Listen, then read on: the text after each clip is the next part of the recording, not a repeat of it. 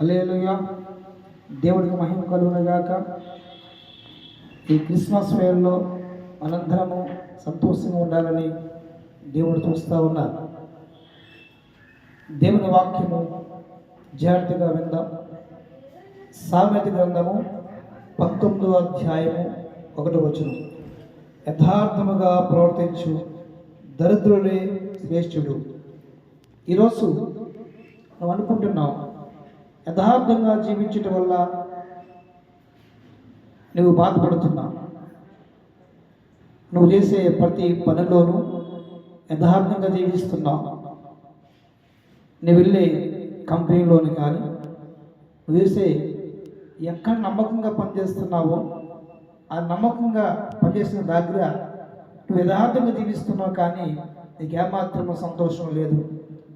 నీకన్నా యథార్థంగా లేని వారు, నీ తోటి వారు నీ కళ్ళ ముందే వాళ్ళ ఆస్తులు సంపాదిస్తూ ఉన్నారు. నీ కళ్ళ ముందే వాళ్ళ బిల్డింగ్ కడుతూ ఉన్నారు. నువ్వు యథార్థంగా చేసే నమ్మకంగా పనిచేస్తున్నావే. నువ్వు అనుకుంటున్నావు, ఇంత నమ్మకంగా చేస్తున్నాను కదా, నాకు ఉపయోగం ఏముంది, యథార్థంగా జీవించడం వల్ల ఉపయోగం ఏముంది అనుకుంటున్నావు. నీ తోటి వారిని చూసి నువ్వు బాధపడుతున్నావు కదా.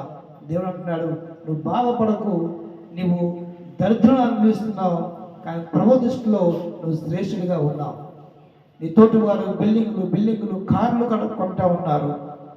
నీ కళ్ళ ముందు వాళ్ళ బ్రతికి జీవిస్తూ ఉన్నారు.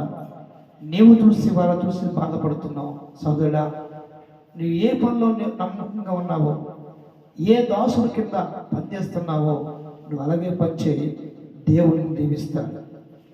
దరిద్రుడంట బతిమాలుకొని సాధిస్తాడు.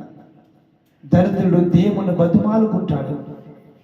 నీ మనవి, నీ ప్రార్థన దేవుడు ఆలకిస్తూ ఉన్నాడు. హల్లెలూయా. సోదరుడా, భయపడకు. నువ్వు దరిద్రం అనిపిస్తున్నావు. గడిచిన కొన్ని సంవత్సరాల కింద ఎన్నో సంవత్సరాలు గడుస్తున్నాయి.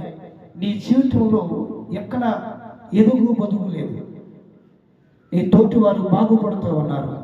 నీవు కిందకే వెళ్ళిపోతున్నావు, కానీ పైకి లేకలేకపోతున్నావు.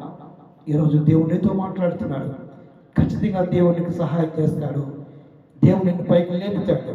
హల్లెలూయా. సోదరుడా, బాధపడకు. ఈ మాట నీ కొరకే. నువ్వు నిత్యముగా దీవించబడతావు. యథార్థంగా జీవించు, దేవుని దృష్టిలో యథార్థంగా జీవించు. దేవుడు నీకు ఐశ్వర్యం కలుగు చేయనుగాక. ఈ మాట నీ కొరకే దేవుడు వాగ్దానం చేస్తున్నాడు. గడిచిన సంవత్సరాలన్నీ ఎలా బ్రతికాలో నీకు అర్థం కాలేదు. ఇంట్లో కుటుంబంలో సమస్యలతో బాధతో వేదన పడుతున్నావు కదా. ఈ సంవత్సరం ప్రభు అన్నాడు, నువ్వు యథార్థం బట్టి, నువ్వు జీవించిన యథార్థం బట్టి దేవుడు నిన్ను పైకి లేపుతున్నాడు. హల్లెలూయా, హల్లెలూయా.